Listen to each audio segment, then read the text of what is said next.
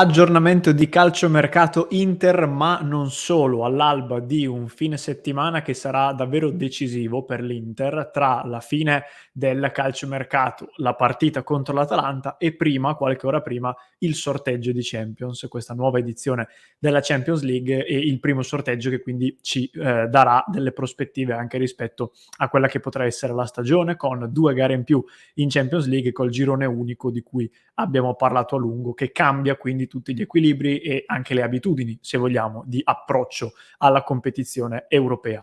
Prima però ci sono alcuni aggiornamenti importanti di mercato, uno in particolare su Tomás Palacios, questo difensore argentino che l'Inter sta trattando ormai da tempo. Ieri c'era stata qualche notizia, qualche voce che ha messo un attimino di preoccupazione nella tifoseria. Oggi invece tutto è rientrato e Palacios è praticamente molto molto vicino a firmare con l'Inter. Ne parliamo tra pochissimo perché devo darvi anche un piccolo aggiornamento sulla vicenda rinnovo di Dumfries e su una novità di cui non si era ancora parlato fino ad oggi, che però sta cominciando a circolare. Ben ritrovati allora amiche e amici passione interisti, vi invito come sempre a cliccare sul tasto mi piace qui sotto e ad iscrivervi al canale. Stiamo andando verso i 70.000 iscritti, quindi mi raccomando dateci una mano se ancora non siete iscritti. Cominciamo dal mercato e poi andiamo in ordine cronologico, vi dico due cosette veloci sulla Champions e poi chiudiamo su Inter-Atalanta. Anche su questo c'è una novità interessante, ma andiamo con ordine e cominciamo dal mercato. In questi minuti in cui sto registrando questo contenuto, gli agenti di Tomás Palacios sono in sede all'Inter per sistemare gli ultimi dettagli. L'operazione si farà. La firma potrebbe arrivare sia in giornata, ma slittare anche a domani o comunque nelle prossime ore, però al momento non sembra più in dubbio il fatto che arrivi effettivamente alla fumata bianca. Ieri, come vi dicevo, si era parlato di alcune questioni ancora da risolvere, in particolare tra i due club detentori del cartellino, il Tajeres e l'Indipendente Rivadavia, e la federazione argentina. E inizialmente, intorno al pomeriggio di ieri, si erano rincorse alcune voci, soprattutto alcune preoccupazioni da parte dei tifosi che, a fronte di una trattativa molto lunga e di un mercato che soprattutto nell'ultimo mese in realtà è stato un pochino bloccato, anzi ben più di un pochino, perlomeno quello in entrata, ecco, molti tifosi temevano già che il colpo potesse saltare e che quindi potesse non arrivare nemmeno Palacios. Aveva addirittura parlato anche il presidente dell'Independiente, che aveva detto addirittura oggi si decide l'esito della trattativa e se il giocatore passerà all'Inter o tornerà all'Independiente. Quindi una dichiarazione anche abbastanza forte. C'era stata un po' di preoccupazione, però come vi dicevo, ora in realtà è tutto risolto, è questione di ore e poi Palacios diventerà un nuovo giocatore dell'Inter con una operazione, di fatto ve l'abbiamo raccontata da settimane, 6,5 milioni di euro di base fissa, più bonus per un massimo raggiungibile di 11 milioni, con alcuni bonus chiaramente più facili ed altri più complicati. L'Inter spinge fin dall'inizio per non inserire una percentuale sulla rivendita del cartellino di Palacios. Questa probabilmente è l'unica cosa che dovremo capire una volta che arriverà l'ufficialità, se ci sarà o meno. Al momento ancora non è chiaro, però si dovrebbe andare verso una non presenza appunto di questa percentuale sulla rivendita. E quindi con l'arrivo di Palacios, come vi raccontiamo da tempo, a meno di clamorosi ribaltoni che ad oggi non sono previsti, il mercato dell'Inter in entrata, ma a questo punto direi anche in uscita, tutto sommato dovrebbe essere chiuso. Poi, una volta che chiuderà ufficialmente la sessione di mercato, che ricordiamo chiuderà alle 23:59 del giorno di Inter-Atalanta, quindi poi la seguiremo insieme, dopo la partita faremo tutti i nostri discorsi, una volta terminata ufficialmente la sessione dovrebbe arrivare anche la tanto agognata ufficialità del rinnovo di contratto di Denzel Dumfries, che si racconta ormai da mesi essere vicino, però in realtà non si era ancora arrivati ad una definizione totale. Ecco, sembra che si sia veramente vicini, dovrebbe firmare dopo la fine ufficiale del mercato un accordo che, anche qui sulle cifre più o meno ci siamo da tempo, 4 milioni netti di ingaggio, un ingaggio che però avrà ancora la possibilità di godere del decreto crescita e quindi nell'ordo non sarà altissimo, sarà sui 5 milioni e mezzo, forse anche qualcosina di meno. Un ingaggio non banale, però avendo la possibilità del decreto crescita, ecco, quantomeno la cifra è un pochino più contenuta rispetto a quella che sarebbe stata senza. Qual è la novità però di cui vi parlavo all'inizio del contenuto? Perché, a quanto pare nelle ultime ore anche Fabrizio Romano lo scriveva sui suoi profili social, potrebbe essere inserito nel contratto di Dumfries inserita una clausola rescissoria. Sono già circolate anche alcune cifre, qualcuno parla di intorno ai 18-20 milioni di euro più o meno, di clausola rescissoria. Una novità che non mi pare fosse mai emersa prima di queste ultime ore, che a questo punto darebbe una prospettiva abbastanza segnata, mi verrebbe da dire. Una cifra che più o meno è sempre stata quella che circolava intorno al nome di Dumfries in caso di una cessione.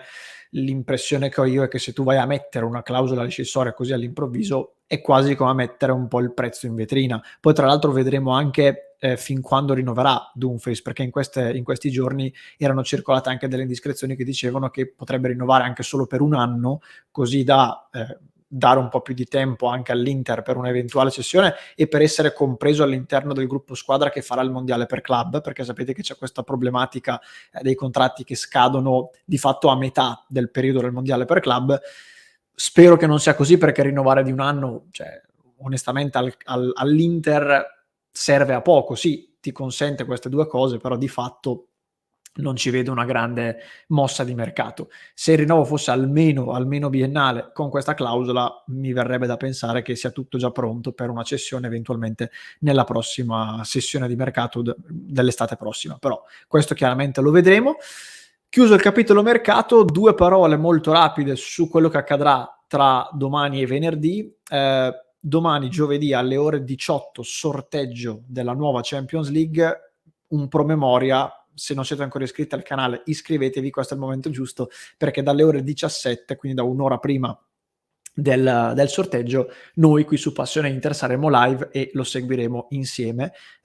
Quindi domani sarà su Passione Inter una giornata incentrata sulla Champions League. Potrebbe arrivare anche un contenuto qualche ora prima rispetto al sorteggio, poi seguiremo il sorteggio, lo commenteremo insieme e andremo avanti nella serata, sperando, ecco, che all'Inter sia andata bene con la fortuna in questo caso. Prima, cioè ci sarà il sorteggio, il giorno dopo invece, come dicevo, ci sarà Inter-Atalanta, l'ultima partita prima della prima sosta per le nazionali, primo big match effettivo della Serie A e dell'Inter in particolare, con delle novità rispetto alla probabile formazione. Allora, intanto, per chi ci segue da YouTube, ve la mostro in grafica. Vi dico però anche un paio di cose, perché allora, intanto, un punto infortunati. De Vrij, che è fuori ormai da una ventina di giorni per un problema muscolare, da ieri è tornato ad allenarsi in gruppo e quindi, a meno di novità dell'ultima ora, dovrebbe essere a disposizione e convocato da Simone Inzaghi. Buchanan sappiamo che è un lungodegente, quindi sarà fuori. Il dubbio è ormai da giorni su Lautaro Martinez. Lautaro Martinez, che si era fermato prima di Inter-Lecce, era rimasto a riposo per quello che inizialmente sembrava un affaticamento, poi qualcuno ha parlato anche di elongazione. In ogni caso nulla di troppo grave, ma nemmeno una cosa da un giorno o due. Infatti Lautaro è ancora in dubbio. Ieri ha fatto una seduta differenziata, mentre l'allenamento odierno lo ha fatto in gruppo. Quindi, per quelle che sono le informazioni che abbiamo al momento in cui sto registrando questo contenuto, è probabile che alla fine Lautaro sia a disposizione per essere convocato per Inter-Atalanta. Poi sarà chiaramente nelle mani di Inzaghi il fatto che eventualmente venga risparmiato comunque, visto che è rientrato da poco e che lui, come sappiamo, ha fatto una preparazione molto diversa, perché è rientrato per ultimo, è rientrato praticamente a pochissimi giorni dall'esordio in campionato, circa una settimana. Quindi potrebbe avere, cioè ha sicuramente una condizione atletica in questo momento peggiore rispetto a quella dei compagni, quindi anche se è clinicamente guarito, potrebbe anche essere che Inzaghi decida di non rischiarlo e di tenerlo in panchina. Dopo ci saranno le nazionali, come vi dicevo, quindi anche in tanti tifosi hanno detto: se non è al meglio evitiamo proprio di portarlo, così magari salta anche la convocazione nazionale, rimane ad Appiano e recupera e si prepara per bene in vista del rientro del campionato. Se dovesse essere convocato e andare in panchina, credo sia complicato che non vada poi in nazionale. Io penso che la discriminante non sia tanto il fatto che giochi o non giochi, ma che venga o non venga convocato. Se non lo si convoca, allora è possibile che magari si decida e si proceda in questa maniera con Lautaro che rimane ad Appiano. Se viene convocato, anche se non gioca, credo sia complicato che eventualmente non vada poi in Argentina, però questo chiaramente lo vedremo. Mi auguro che non ci vada, perché poi arriva cominciano le prime partite anche molto serrate ogni 3 giorni, quindi sarebbe ottimo che Lautaro resti qui, visto anche che, come dicevo, non ha fatto la preparazione come gli altri, però chiaramente lo vedremo. A livello di formazione, la vedete in grafica, la probabile dell'Inter 3-5-2 con Sommer in porta, Pavard, Acerbi, Bastoni in difesa, Darmian, Barella, Çalhanoğlu, Mkhitaryan, Di Marco a centrocampo, Thuram e Taremi in attacco. Questa è la probabile ad oggi. Vi segnalo solo che in queste ore il Corriere dello Sport scriveva che dopo le buone prestazioni, soprattutto contro il Genoa, ma tutto sommato entrambe, che Frattesi ha offerto nelle prime 2 partite di campionato, Inzaghi potrebbe essere pronto a lanciarlo dal primo minuto contro l'Atalanta al posto di Mkhitaryan.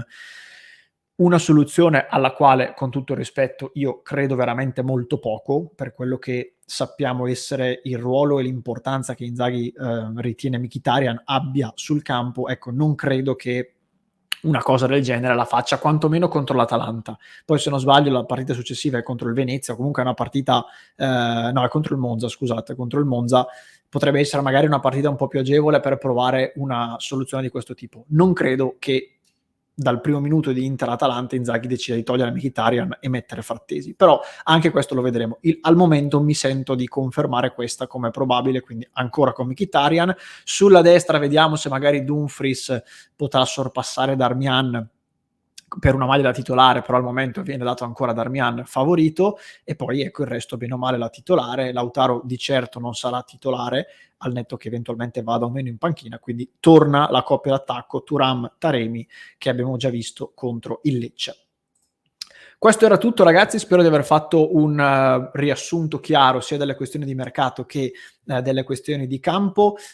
Vi invito ancora una volta a cliccare sul tasto mi piace e ad iscrivervi al canale. Vi ricordo anche il club di Passione Inter, www.passioneinter.club, se volete sostenere il nostro progetto e unirvi alla nostra grande community in vista di questa stagione che è già iniziata, ma adesso cominciamo davvero a scaldare i motori. Arriva l'Atalanta, poi arriverà il derby tra non molto, la Champions, quindi siamo veramente prontissimi. Mi raccomando, questa sera in diretta alle 19:30 fate un salto, così leggiamo i vostri commenti e commentiamo anche le notizie di giornata. Poi domani sorteggio, quindi non mancate dalle ore 17. Per il resto, per chi mi segue in podcast lo trova in descrizione, se invece mi segui su YouTube ti lascio un approfondimento da recuperare cliccando qui.